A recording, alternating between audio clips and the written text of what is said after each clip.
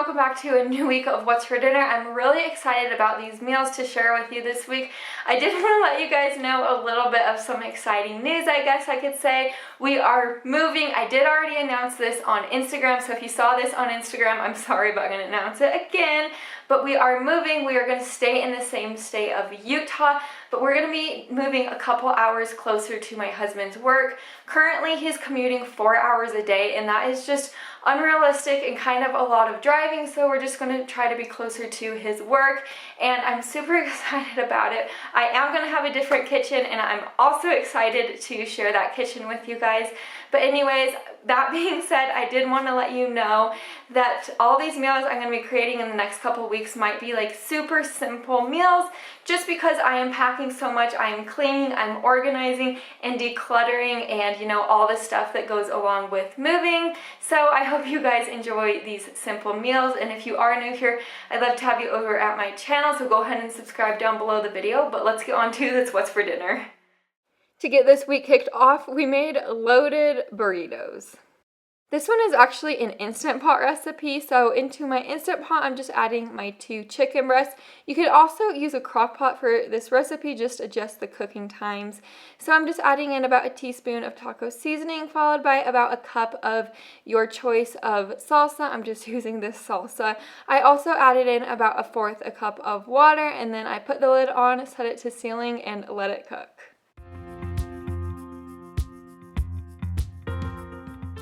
For one of my sides, I decided to make a can of pinto beans. I hardly ever show you guys my sides, but I just decided to for this meal. But anyways, I also did some sliced up cherry tomatoes on the side, as well as some guacamole.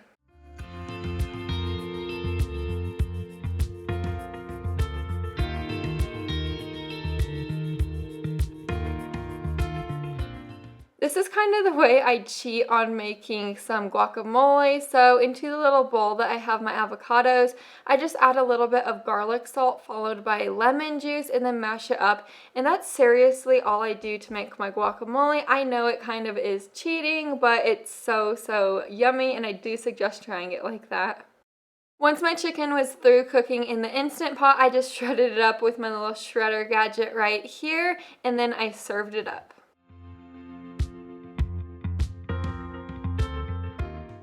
Here is my big, huge burrito all plated up. Of course, I had all of the fixings in there: sour cream, cheese, tomatoes, avocados. You guys already know this meal was so good.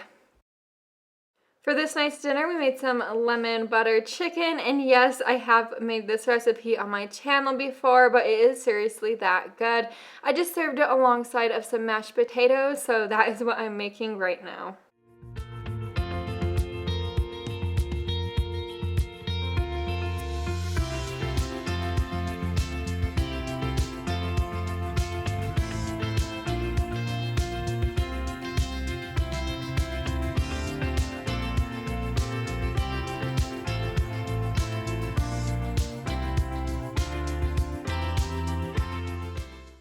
Now we're going to start on our chicken. So I just have this one big huge chicken breast right here, and I am slicing it thinly in half. I do find that this recipe does come out better when your chicken breasts are thin and even in size. So now I just put it in this bag, and I'm going to be pounding it out with my fancy rolling pin so they become even in size.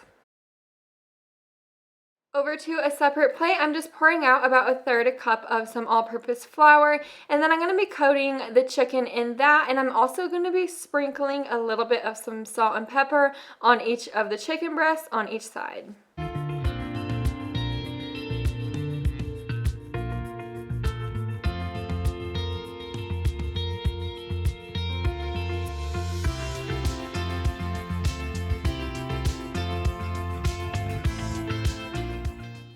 Over to my saucepan, I am just warming up about 1 tablespoon of oil along with 1 tablespoon of butter. And once that is warm, I'm just going to be cooking the chicken breasts through on each side.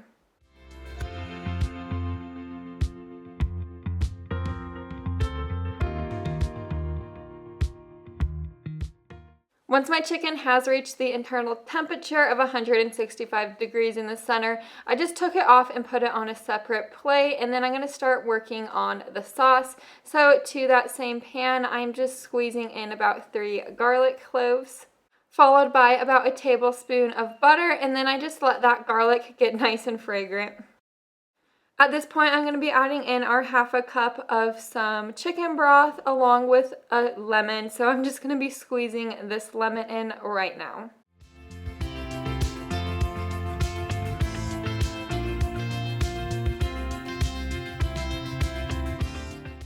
This next step is very optional, but I just added in about a quarter cup of some Parmesan cheese. Like I said, you don't have to add this, but I just love cheese, as you guys know, and then I just brought it up to a simmer. Once this started to thicken up, I just added our chicken breast back in there to warm through. I did put the, sauce on the chicken breast. I did want this a little bit thicker just because I like thicker sauces. So I just added a cornstarch slurry to that. All a cornstarch slurry is about a tablespoon of cornstarch with a tablespoon of water. And as you guys could see, it really did thicken it up. Like I told you guys before, I hardly ever show you my sides, but for my mashed potatoes, I like to use some heavy whipping cream when I have it on hand, along with some mozzarella cheese and then some normal milk, and then of course salt and pepper, and then mash it up. I just find this makes my potatoes so creamy and delicious.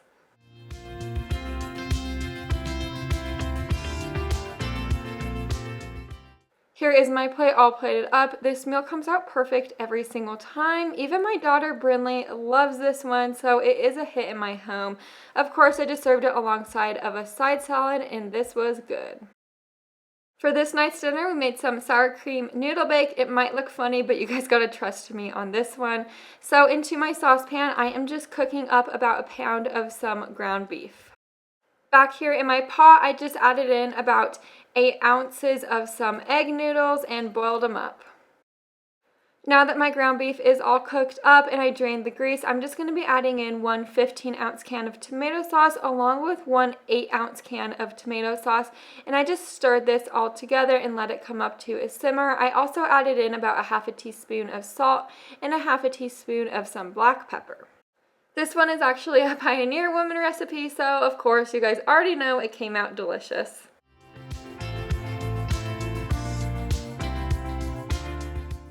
Now with my drained egg noodles, I just added them to this large bowl right here, and then I'm adding in about 1.25 cups of some cottage cheese, followed by a half a cup of some sour cream, and then I did season this with some more salt and pepper. If you did have some green onions on hand, you could also add green onions in at this point, and then I just gave this a good stir.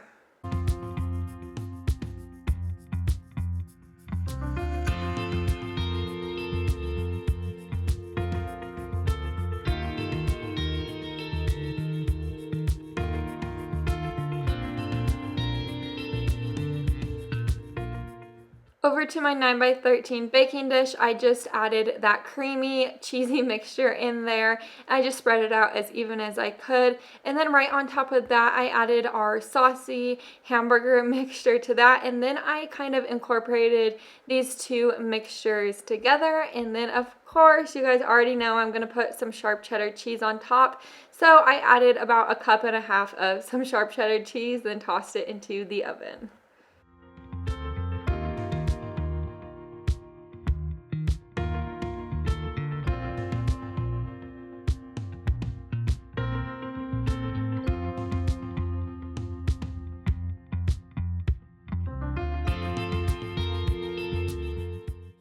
Here it is out of the oven. I cannot express how good this meal is. I just served it alongside of some steamed peas. This one seriously comes out good every single time. I've tried it multiple times. I really think you guys should give this one a shot. It won't disappoint you. For this night's dinner, we made some grilled chicken salads. So to begin, I have 2 chicken breasts right here. I did slice these chicken breasts thinly in half, so it kind of looks like I have 4 chicken breasts, I guess you could say, but I just added them into this bowl. As far as our seasonings and sauces, I didn't follow any measurements that the recipe called for, but I will have the exact measurements and recipe linked down below in my description box, as always, for you guys. But I just added in some oil, some balsamic vinegar, soy sauce, Worcestershire, lemon juice, brown sugar, dried rosemary. I didn't add Dijon, but you could add some Dijon in there. I also added salt, black pepper, and some garlic powder to that mixture.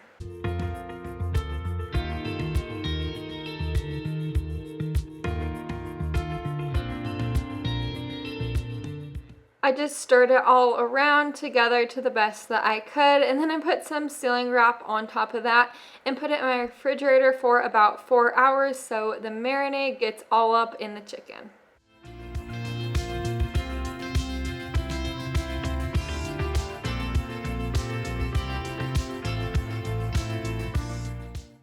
I'm no expert at the grill, but after our 4 hours of marinating was up, I just tossed these on the grill and let this come up to temperature so I knew it was cooked through.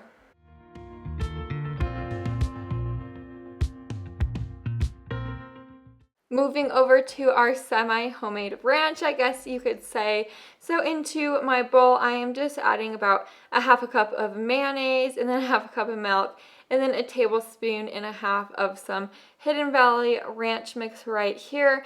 I love making my homemade ranch like this just because it's so simple, and then this seasoning kit to me tastes super delicious. So I just whisked this up and then put some ceiling wrap on it and put it in my fridge for about an hour.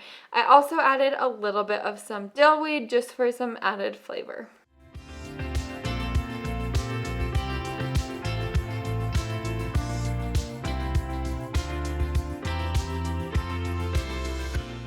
I don't know if any of you guys are like me, but I wanted some bacon to go along with our salads. So I just added about 6 strips of this Costco bacon to this pan and fried it up. I've said this like 100 times, but I truly love the Costco bacon. I think it is a super great price for what you get, and it is so yummy as well. I also just chopped up the remainder of whatever was left for our tomatoes in the fridge, so that's what I'm doing now.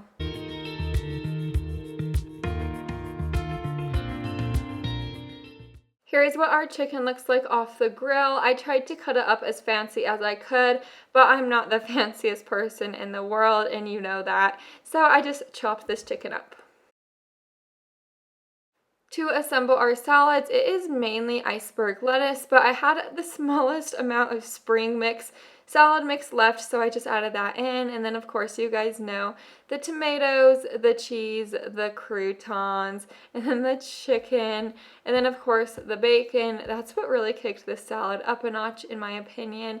And then I also added about a half of an avocado to this because avocado is really good on anything, and then the salad dressing. Here is our completed salad. This really turned out perfect.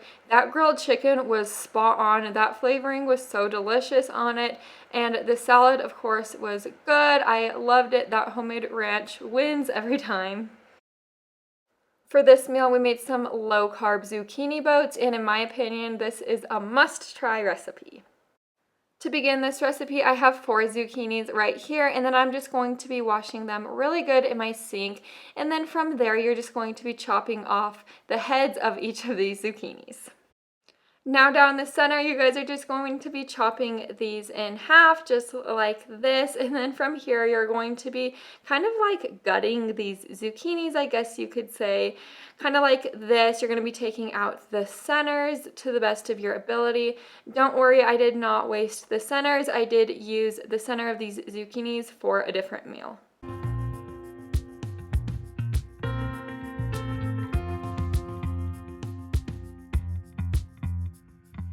Now that we have pulled out the centers of all of our zucchinis, I just pulled out my 9x13 baking dish, and I did grease it pretty well with some avocado oil. You could use any type of oil you guys have on hand though, and then I just brushed that oil on and then placed the zucchinis on top of that.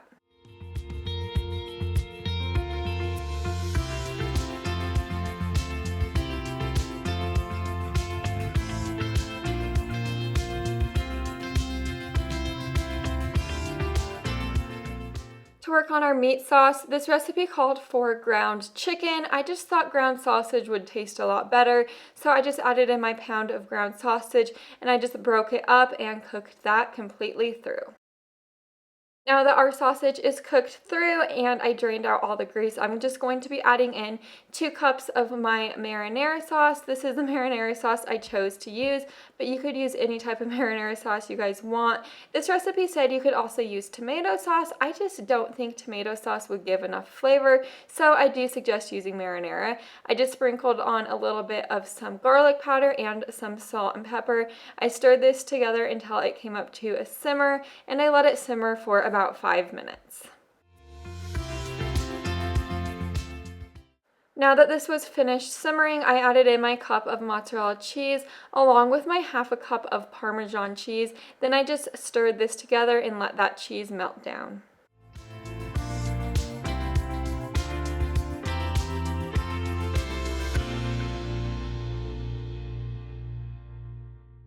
Before we get started on the next step, I just wanted to share Brinley with you guys. She was just eating a little snack and laughing at me cook the whole time.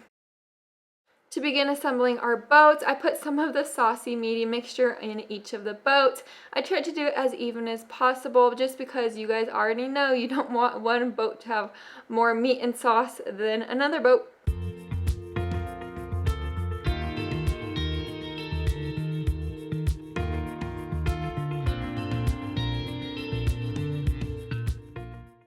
Again, this step is optional, but I just put a little bit more mozzarella cheese on top, mainly just for looks.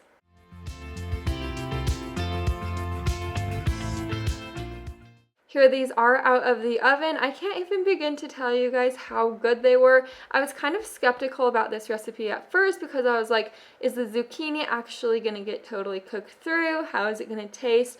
But in my honest opinion, this was amazing and it could have been my favorite meal out of the entire week. I think you guys should give this one a shot. I just served it alongside of some side salads and we tried some new salad dressing this week. For our meatless meal out of the week, we just made some veggie pizza.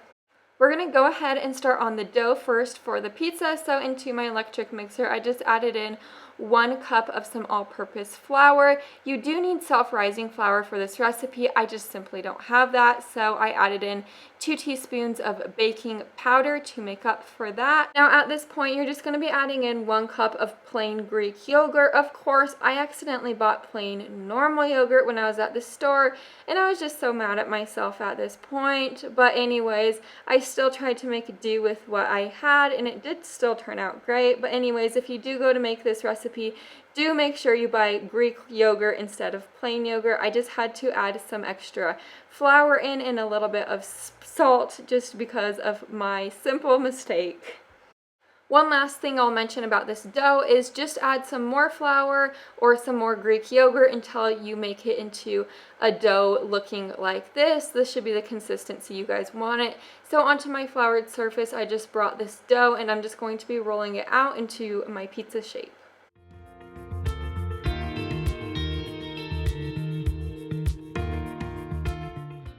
I did place it on my pizza pan just like this and spread it out. I also pre-baked this for about 5 minutes just because I used the original plain yogurt, but if you do go to use the Greek yogurt, you do not have to pre-bake this dough. For my toppings, you could use any topping you want, whether it be meat or non-meat, but this was our meatless meal out of the week. So I just tried to do as many vegetables as I could that I had on hand. So I just used some of this purple onion. I also used some cherry tomatoes. If you've never had purple onion on a pizza before, it really comes out good. I've been trying it recently quite a bit, and it really does turn out good, I promise. And then I also did some artichoke hearts, and I just chopped those up into small pieces. After those 5 minutes, I just pulled our dough out of the oven. I did prick this with a fork just so it didn't form any air bubbles. Then I just seasoned it with some pizza seasoning. I just don't like it when pizzas don't have any flavor. It kind of bugs me because I really love pizza. So I always try to get as much flavor as I can. Then I just added some marinara sauce. This wasn't pizza sauce. I always find that marinara sauce still turns out great on pizza. It's pretty much the same thing as pizza sauce, to be completely honest. And then I just put some mozzarella cheese on top, along with some sharp cheddar cheese, and then I went ahead and added all of our toppings that we chopped up on top.